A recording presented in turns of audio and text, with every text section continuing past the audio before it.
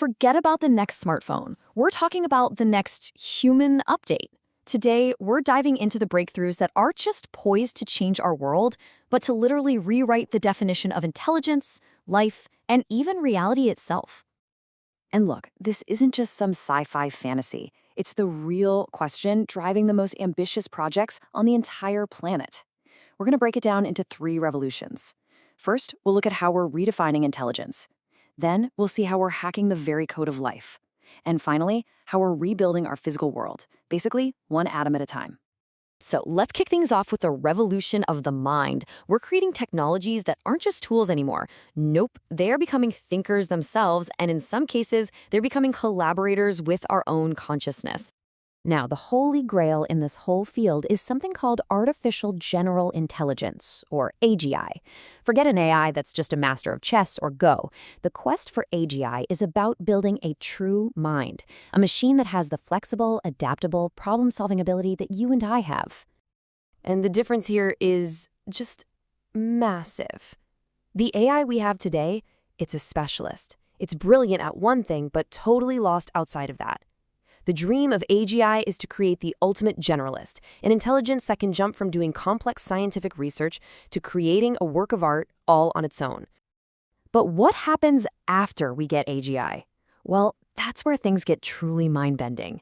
Once an AI can improve its own code, it could set off this kind of runaway intelligence explosion. And the result? A super intelligence that could be thousands or even millions of times more capable than the smartest person who ever lived. It's a future that's really hard to even wrap your head around. Which kind of leads to an interesting idea, right? If you can't beat them, join them. And this takes us from building AI on the outside to enhancing our own minds from the inside. And believe it or not, that's no longer science fiction. It's the whole mission behind brain-computer interfaces.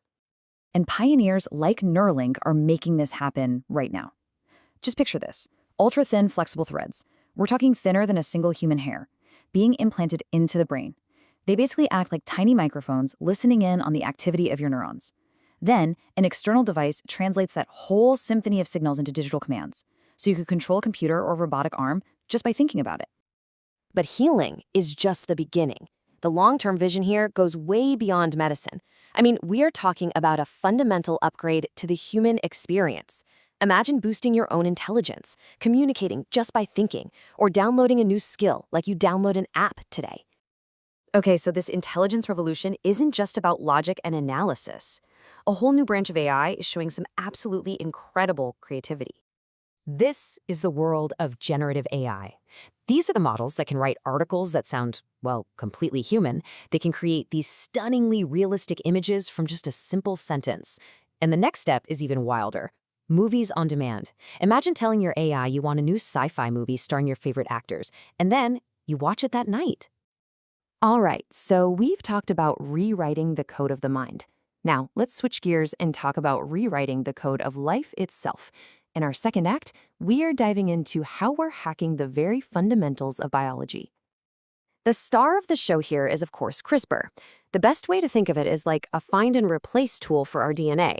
It acts like a pair of molecular scissors that can find a very specific gene and then cut, edit, or replace it with unbelievable precision. And the medical potential here, it's just incredible. We are talking about the possibility of permanently fixing the genetic errors that cause diseases like cystic fibrosis or sickle cell anemia.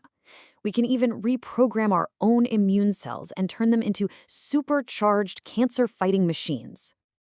But our power to shape biology doesn't just stop with editing what's already here. No, the next frontier is about engineering the very place where life begins, sometimes even outside of the human body. And that brings us to the pretty wild concept of artificial wombs. Now, today, the research is all about saving premature infants, which is amazing. But the future applications could be absolutely world-changing. I mean, just listen to this idea. This tech might one day be the key to humanity's future in space, solving one of the biggest challenges of colonizing other worlds. Okay, so we've tackled the mind, we've tackled the body.